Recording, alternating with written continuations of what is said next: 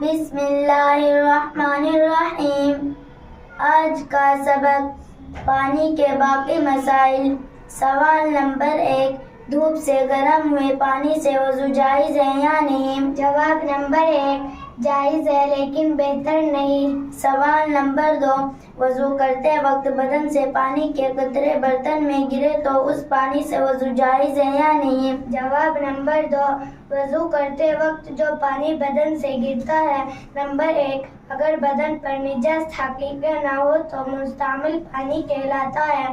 مستعمل پانی غیر مستعمل پانی میں مل جائے تو اس کا حکم یہ ہے کہ جب تک مستعمل پانی کی مقدار غیر مستعمل سے کم رہے اس وقت تک اس سے وضو اور غسل جائز ہے، اور جب مستعمل پانی کی مقدار غیر مستعمل کے برابر یا اس سے زیادہ ہو جائے تو پھر اس سے وضو اور غسل ناجائز ہے۔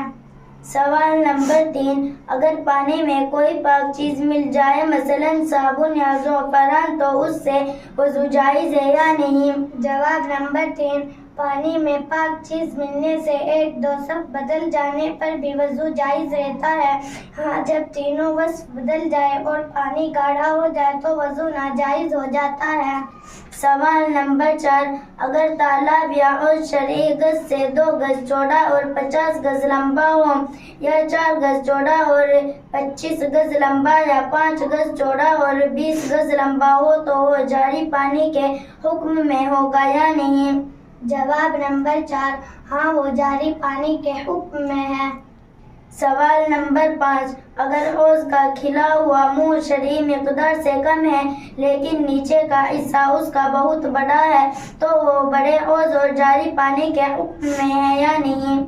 جواب نمبر 5، اگر حوض 10 گز لمبا 10 گز چوڑا ہے لیکن اس کے چاروں طرف یا کسی ایک دو طرف سے اس کا منہ چھپا دیا ہے تو جس چیز سے چھپایا ہے اگر وہ پانی سے اونچی اور الگ رہتی ہے تو وہ حوض ٹھیک ہے اور جاری پانی کے حکم میں ہے، اور اگر وہ چیز جس سے پانی چھپایا ہے پانی سے لگی رہتی ہے تو وہ حوض ٹھیک نہیں اور تھوڑے پانی کا حکم رکھتا ہے۔ خلاصہ یہ کہ پانی کا اتنا حصہ معتبر ہے جتنا اوپر سے کھلا ہوا ہو، یعنی کسی چیز سے لگا ہوا نہ ہو، اس کی مقدار شرعی مقدار کے برابر ہونی چاہیے۔ اگر کھلا ہوا حصہ کم ہے تو نیچے سے چاہے جتنا زیادہ ہو اس کا اعتبار نہیں۔